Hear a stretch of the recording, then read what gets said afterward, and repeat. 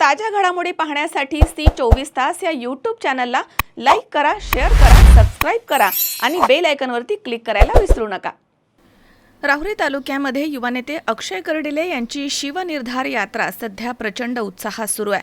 गावागावांमध्ये नागरिकांशी थेट संवाद साधत त्यांनी जनतेचा विश्वास जिंकण्याचा प्रयत्न अधिकच तीव्र केलाय। या यात्रेदरम्यान चिंचविहिरे, गणेगाव, कणगर, वडनेर, ताहराबाद, गाडकवाडी, बेलकरवाडी, वाबळेवाडी, वर्शिंदे, कोळेवाडी, शेरी, चिकलठाण, म्हैसगाव आणि दरडगाव थडी आदी गावांमध्ये भेटी देत नागरिकांच्या समस्या त्यांनी जाणून घेतल्या। गावागावांमध्ये नागरिकांनी उत्स्फूर्त असा प्रतिसाद देत कर्डिले यांचं मोठं स्वागत केलंय। ठिकठिकाणी झालेल्या सभांमधनं कर्डिले यांनी थेट संवाद साधत जनतेच्या अडचणी ऐकून घेतल्या आणि त्या सोडवण्याचा ठोस असा शब्द दिलाय। यावेळी बोलताना अक्षय कर्डिले यांनी भावनिक आणि ठाम शब्दात म्हटलंय की गेल्या 35 वर्षांपासून तुम्ही साहेबांवरती जसं प्रेम केलं तसं प्रेम माझ्यावर ठेवा।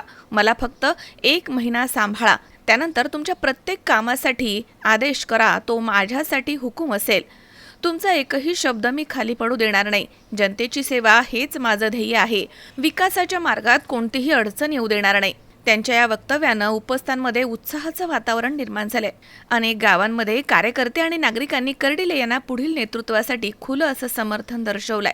शिवनिर्धार यात्रेच्या माध्यमामधनं कर्डिले यांनी केवळ संवाद साधला नाही तर विश्वासाचं नातं अधिकच घट्ट करण्याचा प्रयत्न केलाय। राहुरी तालुक्यातील राजकीय वातावरणामध्ये नवसंजीवनी त्यामुळे निर्माण होत आहे असं चित्र सध्या दिसतंय। महेश दाने, सी 24 तास, राहुरी।